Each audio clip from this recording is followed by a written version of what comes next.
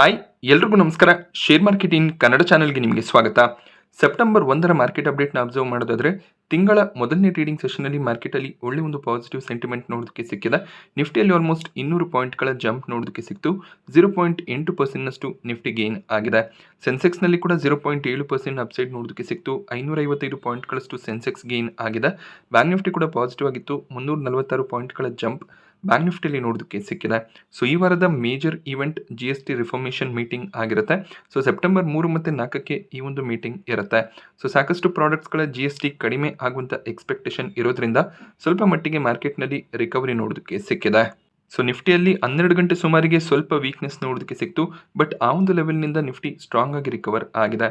So 24,625 level ಈಗ Nifty closing ಅನ್ನು ಕೊಟ್ಟಿದೆ. ನಿಫ್ಟಿಯ ಟಾಪ್ ಗೇನರ್ಸ್ ಮತ್ತು ಲೂಸರ್ಸ್ ಅನ್ನು ಅಬ್ಸರ್ವ್ ಮಾಡಿದಾಗ ಆಟೋ ಸೆಕ್ಟರ್ನ ಸ್ಟಾಕ್ಗಳು ಇವತ್ತು ಟಾಪ್ ಗೇನರ್ಸ್ ಆಗಿತ್ತು. ಆಟೋ ಸೆಕ್ಟರ್ನ ಕಂಪನಿಗಳು ತಿಂಗಳ ಮೊದಲನೇ ವಾರದಲ್ಲಿ ಕಳೆದ ತಿಂಗಳಲ್ಲಿ ಏನು ಸೇಲ್ಸ್ ಅನ್ನು ಮಾಡಿದರೆ ಆ ಡೇಟಾವನ್ನು ಅನೌನ್ಸ್ ಮಾಡ್ತಾರೆ. ಬಜಾಜ್ ಆಟೋ ಇವತ್ತು 4% ಗೇನ್ ಆಗಿದೆ. Bajaj auto total sales strong ಆಗಿ ಕಾಣಿಸ್ತಿದೆ. ಕಂಪನಿಯ total sales 5% year on year increase ಆಗ್ತಿದೆ.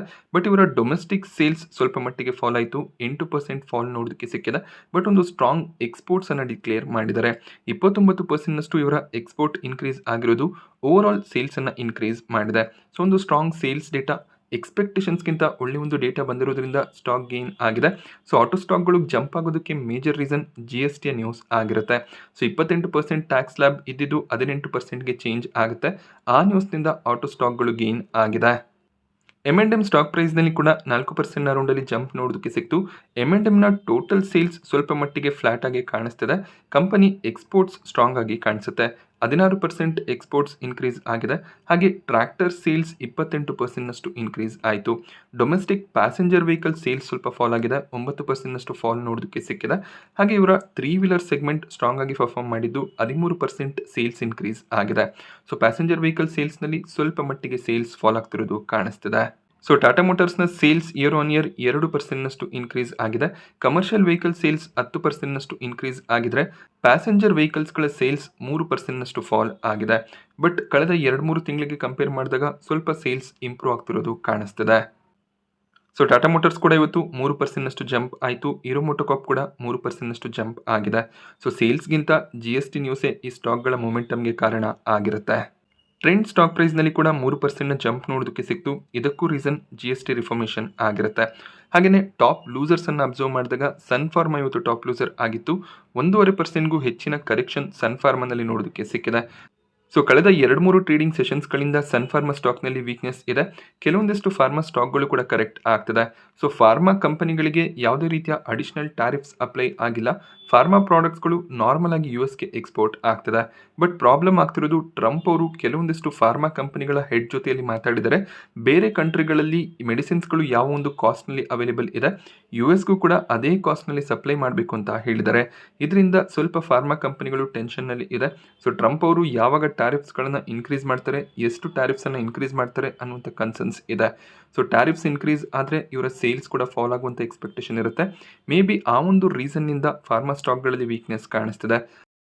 ಸನ್ ಫಾರ್ಮಾ ಕೂಡ ಸಾಕಷ್ಟು ಪ್ರಾಡಕ್ಟ್ಸ್ಗಳನ್ನು US ಗೆ ಎಕ್ಸ್ಪೋರ್ಟ್ ಮಾಡ್ತಾರೆ. ಸೊ ಸನ್ ಫಾರ್ಮಾ ಸ್ಟಾಕ್ ಸ್ಟ್ರಾಂಗ್ ಆಗಿ ಗೇನ್ ಆಗಿತ್ತು. ಒಂದು ಪ್ರಾಫಿಟ್ ಬುಕಿಂಗ್ ಕೂಡ ಹೈಯರ್ ಲೆವೆಲ್ನಿಂದ ಈ ನ್ಯೂಸ್ನ ರೀಸನ್ನಿಂದ ಬರ್ತಿರ್ಬೋದು. ಸೊ ಮಾರ್ಕೆಟ್ನ ವೀಕ್ನೆಸ್ನ ರೀಸನ್ನಿಂದ ಕೆಲವೊಂದಿಷ್ಟು FMCG ಸ್ಟಾಕ್ಗಳು ಸ್ಟ್ರಾಂಗ್ ಆಗಿ ಗೇನ್ ಆಗಿತ್ತು. ಇವತ್ತು ಸ್ವಲ್ಪ ಪ್ರಾಫಿಟ್ ಬುಕಿಂಗ್ ಬಂದಿದೆ. ITC HUL ನೆಗೆಟಿವ್ ಆಗಿ ಕ್ಲೋಸಿಂಗ್ ಅನ್ನು ಕೊಟ್ಟಿದೆ. ಟೈಟನ್ನಲ್ಲಿ ಕೂಡ ಜ್ಯುವೆಲರಿ ಪ್ರೈಸ್ನ ರೀಸನ್ನಿಂದ ಸ್ವಲ್ಪ ಮೊಮೆಂಟಮ್ ಇತ್ತು. ಗೌರ್ಮೆಂಟ್ ರಿಲೀಫ್ ಪ್ಯಾಕೇಜ್ ಏನಾದರೂ ಕೊಡ್ಬೋದೇನೋ ಅನ್ನುವಂಥ ಒಂದು ರೀಸನ್ನಿಂದ ಕೂಡ ಗೋಲ್ಡ್ ಜ್ಯುವೆಲರಿ ಸ್ಟಾಕ್ಗಳು ಶುಕ್ರವಾರ ಗೇನ್ ಆಗಿತ್ತು. ಬಟ್ ಇವತ್ತು ಸ್ವಲ್ಪ ಸೆಲ್ಲಿಂಗ್ ಪ್ರೆಷರ್ ಕಾಣಿಸಿದೆ. ಹಾಗೆ ರಿಲಯನ್ಸ್ನ AGM ಶುಕ್ರವಾರ ನಡೆದಿತ್ತು. ರಿಲಯನ್ಸ್ ಸ್ಟಾಕ್ನಲ್ಲಿ ಶುಕ್ರವಾರ ಕೂಡ ಸಾಕಷ್ಟು ವೀಕ್ನೆಸ್ ನೋಡೋದಕ್ಕೆ ಸಿಕ್ಕಿತ್ತು. ಇವತ್ತು ಕೂಡ ಸ್ಟಾಕ್ ಕರೆಕ್ಟ್ ಆಗಿದೆ. ಸೊ ಜಿಯೋ ಫಿನಾನ್ಷಿಯಲ್ಸ್ ರಿಲಯನ್ಸ್ನ ಪಾರ್ಟ್ ಆಗಿತ್ತು. ರಿಲಯನ್ಸ್ ಡಿಮರ್ಜರ್ನ ಮೂಲಕ ಜಿಯೋ ಫಿನಾನ್ಷಿಯಲ್ಸನ್ನು ಮಾರ್ಕೆಟ್ನಲ್ಲಿ ಲಿಸ್ಟ್ ಮಾಡಿದ್ರು. ಯಾರೆಲ್ಲ ರಿಲಯನ್ಸ್ನ ಶೇರ್ಗಳನ್ನು ಹೋಲ್ಡ್ ಮಾಡ್ತಿದ್ರು ಅವರಿಗೆ ಜಿಯೋ ಫಿನಾನ್ಷಿಯಲ್ಸ್ನ ಶೇರ್ಗಳು ಕ್ರೆಡಿಟ್ ಆಯಿತು. ಅದೇ ರೀತಿಯಲ್ಲಿ ಜಿಯೋನ ಕೂಡ ಲಿಸ್ಟ್ ಮಾಡುವಾಗ ಡಿಮರ್ಜರ್ ಆಗಿದ್ದರೆ ರಿಲಯನ್ಸ್ ಶೇರ್ ಹೋಲ್ಡರ್ಸ್ಗಳಿಗೆ ಖಂಡಿತವಾಗ್ಲೂ ವ್ಯಾಲ್ಯೂ ಕ್ರಿಯೇಷನ್ ಆಗ್ತಿತ್ತು. ಬಟ್ ಈಗ ಜಿಯೋ IPO ಮೂಲಕ ಬರ್ತಿದೆ. ಸೊ ಅದರಿಂದ ಏನಾಗುತ್ತೆ ಅಂದರೆ ರಿಲಯನ್ಸ್ನ ಎಕ್ಸಿಸ್ಟಿಂಗ್ ಶೇರ್ ಹೋಲ್ಡರ್ಸ್ಗಳಿಗೆ ಯಾವುದೇ ರೀತಿಯ ಅಡ್ವಾಂಟೇಜ್ ಇರೋದಿಲ್ಲ. ಶೇರ್ ಹೋಲ್ಡರ್ ಕ್ಯಾಟಗರಿ ಇರುತ್ತೆ, ನೀವು IPOನಲ್ಲಿ ಅಪ್ಲೈ ಮಾಡಬೇಕಾಗುತ್ತೆ. ಅಲಾಟ್ಮೆಂಟ್ ಸಿಕ್ಕಿದ್ರೆ ಲಕ್ ಆಗುತ್ತೆ. ಡೈರೆಕ್ಟಾಗಿ ಯಾವುದೇ ಒಂದು ಶೇರ್ಗಳು ರಿಲಯನ್ಸ್ನ ಶೇರ್ ಹೋಲ್ಡರ್ಸ್ಗಳಿಗೆ ಕ್ರೆಡಿಟ್ ಆಗೋದಿಲ್ಲ. ಮೇ ಬಿ ಈ ಒಂದು ರೀಸನ್ನಿಂದ ಕೂಡ ಸ್ಟಾಕ್ ಕರೆಕ್ಟ್ ಆಗಿರುವಂಥ ಚಾನ್ಸಸ್ ಇರುತ್ತೆ. ಹಾಗೆ 2020ರಲ್ಲಿ ಕೋವಿಡ್‌ನ ಸಂದರ್ಭದಲ್ಲಿ ಸಾಕಷ್ಟು ದೊಡ್ಡ ದೊಡ್ಡ ಕಂಪನಿಗಳು ಮೆಟಾ ಆಗಿರ್ಬೋದು, ಗೂಗಲ್ ಈ ರೀತಿಯಲ್ಲಿ ಸಾಕಷ್ಟು ಕಂಪನಿಗಳು ಜಿಯೋನಲ್ಲಿ ತುಂಬಾನೇ ಕಡಿಮೆ ವ್ಯಾಲ್ಯೂಯೇಷನ್‌ನಲ್ಲಿ ಇನ್ವೆಸ್ಟ್‌ಮೆಂಟ್ ಅನ್ನ ಮಾಡಿದ್ರು. ಈ ಒಂದು ಐಪಿಒ ಟೈಮ್‌ನಲ್ಲಿ ಅವರೆಲ್ಲರೂ ಕೂಡ ತಮ್ಮ ಶೇರ್ಸ್‌ಗಳನ್ನು ಸ್ವಲ್ಪ ಮಟ್ಟಿಗೆ ಕಡಿಮೆ ಮಾಡ್ತಾರೆ. ಒಳ್ಳೆ ಒಂದು ಲಾಭವನ್ನ ಆ ಕಂಪನಿಗಳು ಪಡ್ಕೋತಾರೆ. ಸೊ ರಿಲಯನ್ಸ್‌ನಿಂದ ಜಿಯೋ ಸಪರೇಟ್ ಆಗಿ ಮಾರ್ಕೆಟ್‌ನಲ್ಲಿ ಲಿಸ್ಟ್ ಆದ್ಮೇಲೆ ರಿಲಯನ್ಸ್‌ನ ಕತೆ ಏನಾಗ್ಬೋದು ಅನ್ನುವಂಥ ಕ್ವೆಶ್ಚನ್ಸ್‌ಗಳು ಕೂಡ ಇದೆ. ಯಾಕೆಂದ್ರೆ ವ್ಯಾಲ್ಯೂಯೇಷನ್ ಸ್ವಲ್ಪ ಎಕ್ಸ್ಪೆನ್ಸಿವ್ ಆಗುವಂಥ ರಿಸ್ಕ್‌ಗಳು ಕೂಡ ಇರುತ್ತೆ. ರಿಲಯನ್ಸ್‌ನಲ್ಲಿ ಕೇವಲ retail business, oil to chemical ಈ ರೀತಿಯ ಬಿಸ್ನೆಸ್‌ಗಳು ಉಳ್ಕೊಳ್ಳುತ್ತೆ. ರಿಲಯನ್ಸ್‌ನ ರೀಸೆಂಟ್ ಪರ್ಫಾರ್ಮೆನ್ಸ್‌ಗೆ ಮೇಜರ್ ಕಾಂಟ್ರಿಬ್ಯೂಟರ್ ಜಿಯೋ ಆಗಿದೆ. ಸೊ ಜಿಯೋನೇ ಸಪರೇಟ್ ಆಗಿ ಲಿಸ್ಟ್ ಆಗ್ತಿದೆ ಅಂದ್ರೆ ರಿಲಯನ್ಸ್ ಸ್ಟಾಕ್ ಯಾವ ರೀತಿಯಲ್ಲಿ ಟ್ರೇಡ್ ಆಗ್ಬೋದು ಅನ್ನುವಂಥ ಕನ್ಸರ್ನ್ ಕೂಡ ಇರುತ್ತೆ. ಸೊ ಸದ್ಯದಲ್ಲಿ ಅವರು ರಿಲಯನ್ಸ್ ರಿಟೇಲ್‌ನ ಐಪಿಒನ ಕೂಡ ತರಬಹುದು. ಆಗ ಕೇವಲ oil to chemical, oil to gas ಬಿಸ್ನೆಸ್‌ಗಳು ರಿಲಯನ್ಸ್‌ನ ಬಳಿಯಲ್ಲಿ ಉಳ್ಕೊಳ್ಳುತ್ತೆ. ಸೊ ಅದೆಲ್ಲ ಕ್ವೆಶ್ಚನ್ ಮಾರ್ಕ್ಸ್ ಇರೋದ್ರಿಂದ ರಿಲಯನ್ಸ್‌ನಲ್ಲಿ ಸ್ವಲ್ಪ ಪ್ರೆಷರ್ ಕಾಣಿಸ್ತಿದೆ. ಬಟ್ ಸ್ಟಿಲ್ ಬ್ರೋಕರೇಜ್‌ಗಳು 1600, 1700 ಟಾರ್ಗೆಟ್ ಪ್ರೈಸ್ ಅನ್ನ ರಿಲಯನ್ಸ್‌ಗೆ ಕೊಟ್ಟಿದ್ದಾರೆ. ಐಟಿ ಸ್ಟಾಕ್ಗಳು ಇವತ್ತು ಪಾಸಿಟಿವ್ ಆಗಿ ಟ್ರೇಡ್ ಆಯಿತು. ಒಂದು ಸ್ಟ್ರಾಂಗ್ ಜಿಡಿಪಿ ಡೇಟಾ ನೋಡೋದಕ್ಕೆ ಸಿಕ್ಕಿತ್ತು. ಕ್ವಾರ್ಟರ್ 1ನಲ್ಲಿ ಸ್ಟ್ರಾಂಗ್ ಆಗಿ ಜಿಡಿಪಿ ಗ್ರೋ ಆಗಿದೆ. ಹಾಗೆ ಫೆಡ್ ಸೆಪ್ಟೆಂಬರ್ 16, 17ಕ್ಕೆ ಏನು ಮೀಟಿಂಗ್ ನಡೆಯುತ್ತೆ. ಆ ಒಂದು ಮೀಟಿಂಗ್‌ನಲ್ಲಿ 25 ಬೇಸಿಸ್ ಪಾಯಿಂಟ್ ರೇಟ್ ಕಟ್ ಮಾಡುವಂಥ ಚಾನ್ಸಸ್‌ಗಳು ಕೂಡ ಇದೆ. ಅದು ಕೂಡ ಐಟಿ ಕಂಪನಿಗಳಿಗೆ ಪಾಸಿಟಿವ್ ಆಗುತ್ತೆ. ಹಾಗೆ ಆರ್‌ಬಿಐನ ಕಡೆಯಿಂದ ಕೂಡ ರೇಟ್ ಕಟ್‌ಗಳು ಬರ್ಬೋದು. ಅದು ಕೂಡ ಓವರ್ ಆಲ್ ಐಟಿ ಕಂಪನೀಸ್‌ಗೆ ಪಾಸಿಟಿವೇ ಆಗುತ್ತೆ. ಈ ಎಲ್ಲ ಪಾಸಿಟಿವ್ ನ್ಯೂಸ್ ಇರೋ ರೀಸನ್‌ನಿಂದ ಐಟಿ ಸ್ಟಾಕ್ಗಳು ಸ್ವಲ್ಪ ಮಟ್ಟಿಗೆ ಗೇನ್ ಆಗಿದೆ. ಹಾಗೆ ಮಾರ್ಗನ್ ಸ್ಟ್ಯಾನ್ಲಿ ಎಂಫೋಸಿಸ್ ಸ್ಟಾಕ್ ಅನ್ನ ಅಪ್ಗ್ರೇಡ್ ಮಾಡಿದರೆ. ಈ ಮುಂಚೆ ಅವರು 3500 ಟಾರ್ಗೆಟ್ ಪ್ರೈಸ್ ಅನ್ನು ಕೊಟ್ಟಿದ್ರು. ಅದನ್ನ ಈಗ 3625ಕ್ಕೆ ಇನ್ಕ್ರೀಸ್ ಮಾಡಿದ್ದಾರೆ. ಹಾಗೆ ಸಿಎಲ್ಎಸ್ಎ, ವಿಪ್ರೋ ಮತ್ತೆ ಇನ್ಫೋಸಿಸ್ ನಮ್ಮ ಟಾಪ್ ಬೆಟ್ ಆಗಿರುತ್ತೆ ಅಂತ ಐಟಿ ಸ್ಟಾಕ್ಗಳನ್ನು ಪ್ರಿಫರ್ ಮಾಡಿದ್ದಾರೆ. ಸೊ ಈ ನ್ಯೂಸ್ನಿಂದ ಇನ್ಫೋಸಿಸ್ ಸ್ಟಾಕ್ ಪ್ರೈಸ್ನಲ್ಲಿ 5% ಜಂಪ್ ಕೂಡ ನೋಡೋದಕ್ಕೆ ಸಿಕ್ಕಿದೆ. ಪಿಜಿ ಎಲೆಕ್ಟ್ರೋಪ್ಲಾಸ್ಟ್ ಸ್ಟಾಕ್ ಪ್ರೈಸ್ನಲ್ಲಿ 4.5% ಜಂಪ್ ಇವತ್ತು ನೋಡೋದಕ್ಕೆ ಸಿಕ್ತು. ಇದಕ್ಕೆ ರೀಸನ್ ಇವರ ಸಬ್ಸಿಡರಿ ಕಂಪನಿಗೆ ಮಹಾರಾಷ್ಟ್ರ ಗೌರ್ಮೆಂಟ್ನ ಕಡೆಯಿಂದ 1000 ಕೋಟಿಯ ಆರ್ಡರ್ ಸಿಕ್ಕಿದೆ. ಒಂದು ಗ್ರೀನ್ ಫೀಲ್ಡ್ ಕನ್ಸ್ಯೂಮರ್ ಎಲೆಕ್ಟ್ರಾನಿಕ್ ಫೆಸಿಲಿಟಿಯನ್ನ ಮಹಾರಾಷ್ಟ್ರನಲ್ಲಿ ಸ್ಟಾರ್ಟ್ ಮಾಡ್ತಾರೆ. ಇಲ್ಲಿ ಏರ್ ಕಂಡೀಷನರ್ಸ್ಗಳು, ವಾಷಿಂಗ್ ಮೆಷಿನ್ಸ್, ರೆಫ್ರಿಜರೇಟರ್ಸ್ ಈ ರೀತಿಯ ಪ್ರಾಡಕ್ಟ್ಸ್ಗಳ ಮ್ಯಾನುಫ್ಯಾಕ್ಚರಿಂಗ್ ಆಗುತ್ತೆ. ಪಿಜಿ ಎಲೆಕ್ಟ್ರೋಪ್ಲಾಸ್ಟ್ ದೊಡ್ಡ ದೊಡ್ಡ ಬ್ರ್ಯಾಂಡ್ಗಳಿಗೆ ಈ ರೀತಿಯ ಎಲೆಕ್ಟ್ರಿಕ್ ಗೂಡ್ಸ್ಗಳನ್ನು ಮ್ಯಾನುಫ್ಯಾಕ್ಚರ್ ಮಾಡಿ ಸಪ್ಲೈ ಮಾಡ್ತಾರೆ. ಸೊ ದೊಡ್ಡ ಕಂಪನಿಗಳು ಅವರ ಬ್ರ್ಯಾಂಡ್ ನೇಮ್ನ ಅಂಡರಲ್ಲಿ ಪ್ರಾಡಕ್ಟ್ಸ್ಗಳನ್ನು ಸೆಲ್ ಮಾಡ್ತಾರೆ. ಸೊ ಪಿಜಿ ಎಲೆಕ್ಟ್ರೋಪ್ಲಾಸ್ಟ್ನ ಸಬ್ಸಿಡರಿ ಕಂಪನಿಗೆ ಈ ಒಂದು ಆರ್ಡರ್ ಸಿಕ್ಕಿರೋದು ಪಾಸಿಟಿವ್ ಆಗಿರುತ್ತೆ. ಆದ್ದರಿಂದ ಸ್ಟಾಕ್ 4.5% ಗೇನ್ ಆಗಿದೆ. ಸೊ ಸುಜ್ಲಾನ್ ಎನರ್ಜಿ ಸ್ಟಾಕ್ ಪ್ರೈಸ್ನಲ್ಲಿ ಕೂಡ 2.5%ಗೂ ಹೆಚ್ಚಿನ ಜಂಪ್ ಇವತ್ತು ನೋಡೋದಕ್ಕೆ ಸಿಕ್ತು. ಇದಕ್ಕೆ ರೀಸನ್ ಮೋತಿಲಾಲ್ ಓಸ್ವಾಲ್ ಸ್ಟಾಕ್ ಅನ್ನ ಕವರ್ ಮಾಡಿ 42% ಅಪ್ಸೈಡ್ನ ಪಾಸಿಬಿಲಿಟಿ ಇರುತ್ತೆ. ಫ್ಯೂಚರ್ನಲ್ಲಿ ಈ ಒಂದು ಬಿಸ್ನೆಸ್ ಸ್ಟ್ರಾಂಗ್ ಆಗಿ ಪರ್ಫಾರ್ಮ್ ಮಾಡ್ಬೋದು ಅಂತ 80ರ ಟಾರ್ಗೆಟ್ ಪ್ರೈಸ್ ಅನ್ನ ಕೊಟ್ಟಿದ್ದಾರೆ. ಈಗ 58ರ ಅರೌಂಡಲ್ಲಿ ಸುಜ್ಲಾನ್ ಎನರ್ಜಿ ಟ್ರೇಡ್ ಆಗ್ತದೆ. ಇದು ಕೂಡ ಒಂದು ಫ್ಯೂಚರ್ ಓರಿಯೆಂಟೆಡ್ ಬಿಸ್ನೆಸ್ ಆಗಿರುತ್ತೆ. ಮುಂದಿನ ದಿನಗಳಲ್ಲಿ ಗ್ರೀನ್ ಎನರ್ಜಿ ಇಂಪಾರ್ಟೆನ್ಸ್ ಅನ್ನ ಪಡ್ಕೊಳ್ತಾ ವಿಂಡ್ ಟರ್ಬೈನ್ಗಳಿಗೆ ಕೂಡ ತುಂಬಾನೇ ಇಂಪಾರ್ಟೆನ್ಸ್ ಬರ್ಬೋದು. ಆಗ ಸುಜ್ಲಾನ್ ಎನರ್ಜಿ ಒಳ್ಳೆ ಒಂದು ಪ್ರಾಫಿಟ್ಸ್ ಅನ್ನ ಡಿಕ್ಲೇರ್ ಮಾಡ್ತಾ ಹೋಗುವಂಥ ಚಾನ್ಸಸ್ ಇರುತ್ತೆ. ಸೊ ಫ್ಯೂಚರ್ನ ಪರ್ಸ್ಪೆಕ್ಟಿವ್ನಿಂದ ಇನ್ವೆಸ್ಟ್ ಮಾಡ್ಬೋದು ಅನ್ನೋದು ಮೋತಿಲಾಲ್ ಓಸ್ವಾಲ್ನ ವ್ಯೂ ಆಗಿರುತ್ತೆ. ಬಟ್ ಜಸ್ಟ್ ಬ್ರೋಕರೇಜ್ಗಳ ವ್ಯೂ ಬೇಸಿಸ್ ಮೇಲೆ ಶೇರ್ಸ್ಗಳನ್ನು ಬೈ ಮಾಡ್ಕೋಬೇಡಿ. ಕಂಪನಿಯ ಬಗ್ಗೆ ರಿಸರ್ಚ್ ಮಾಡಿ, ಕಂಪನಿಯ ಫಿನಾನ್ಷಿಯಲ್ಸನ್ನು ತಿಳ್ಕೊಂಡು ಆಮೇಲೆ ಇನ್ವೆಸ್ಟ್ಮೆಂಟನ್ನು ಮಾಡಬೇಕಾಗತ್ತೆ. ಸ್ಟೆರ್ಲೈಟ್ ಟೆಕ್ನಾಲಜಿ ಸ್ಟಾಕ್ ಪ್ರೈಸ್ನಲ್ಲಿ 6%ನ ಕರೆಕ್ಷನ್ ನೋಡೋದಕ್ಕೆ ಸಿಕ್ಕಿದೆ. ಇದಕ್ಕೆ ರೀಸನ್ US ಕೋರ್ಟ್ ಇವರಿಗೆ $97 ಮಿಲಿಯನ್ ಫೈನ್ ಅನ್ನು ಪೇ ಮಾಡಬೇಕು ಅಂತ ಹೇಳಿದ್ದಾರೆ. ಇದಕ್ಕೆ ರೀಸನ್ ಕಂಪನಿ ತಮ್ಮ ಒಂದು ಕಾನ್ಫಿಡೆನ್ಷಿಯಾಲಿಟಿ ಅಗ್ರಿಮೆಂಟ್ಸ್ ಅನ್ನ ಬ್ರೀಚ್ ಮಾಡಿದ್ದಾರೆ. ಹಾಗೆ ನಾನ್ ಕಾಂಪಿಟೆನ್ಸ್ ಅನ್ನ ತೋರಿಸಿದ್ದಾರೆ. ಇದರಿಂದ ಕಂಪನಿಗೆ ಕೆಲವೊಂದಿಷ್ಟು ಆರ್ಡರ್ಸ್ಗಳು ಸಿಕ್ಕಿದೆ. ಸೊ ಇದರ ವಿರುದ್ಧ ಪ್ರೆಸಿಮಿಯನ್ ಕೇಬಲ್ಸ್ ಅನ್ನುವಂಥ US ಬೇಸ್ಡ್ ಕಂಪನಿ US ಕೋರ್ಟ್ನಲ್ಲಿ ಒಂದು ಕೇಸನ್ನು ಫೈಲ್ ಮಾಡಿದ್ರು. ಲಾ ಸೂಟ್ ಫೈಲ್ ಆಗಿ ಸೊ ಸ್ಟೆರ್ಲೈಟ್ ಟೆಕ್ನ ಮೇಲೆ $97 ಮಿಲಿಯನ್ ಫೈನ್ ಬಂದಿದೆ. ಇದನ್ನ ಲೀಗಲ್ ಆಗಿ ಫೈಟ್ ಮಾಡ್ತೀವಿ ಅಂತ ಕಂಪನಿ ಹೇಳಿದ್ದಾರೆ. ಬಟ್ ಈ ಒಂದು ನ್ಯೂಸ್ನಿಂದ ಸ್ಟಾಕ್ ಪ್ರೈಸ್ನಲ್ಲಿ ವೀಕ್ನೆಸ್ ನೋಡೋದಕ್ಕೆ ಸಿಕ್ಕಿದೆ. ಸೊ ಈ ರೀತಿಯಲ್ಲಿ ಲಾ ಸೂಟ್, ಟ್ಯಾಕ್ಸ್ ರಿಲೇಟೆಡ್ ಕನ್ಸರ್ನ್ಸ್ನ ನ್ಯೂಸ್ ಬಂದಾಗ ಯೂಶಲಿ ಸ್ಟಾಕ್ಸ್ ನೆಗೆಟಿವ್ ಆಗಿ ಟ್ರೇಡ್ ಆಗುತ್ತೆ. NCC ಲಿಮಿಟೆಡ್ ಸ್ಟಾಕ್ ಪ್ರೈಸ್ನಲ್ಲಿ 3%ನ ಜಂಪ್ ಇವತ್ತು ನೋಡೋದಕ್ಕೆ ಸಿಕ್ತು. ಕಂಪನಿಗೆ 2 ಆರ್ಡರ್ ಸಿಕ್ಕಿದೆ. 788 ಕೋಟಿ ಅಮೌಂಟ್ನ ಆರ್ಡರ್ನ ಕಂಪನಿ ಪಡ್ಕೊಂಡಿದ್ದಾರೆ.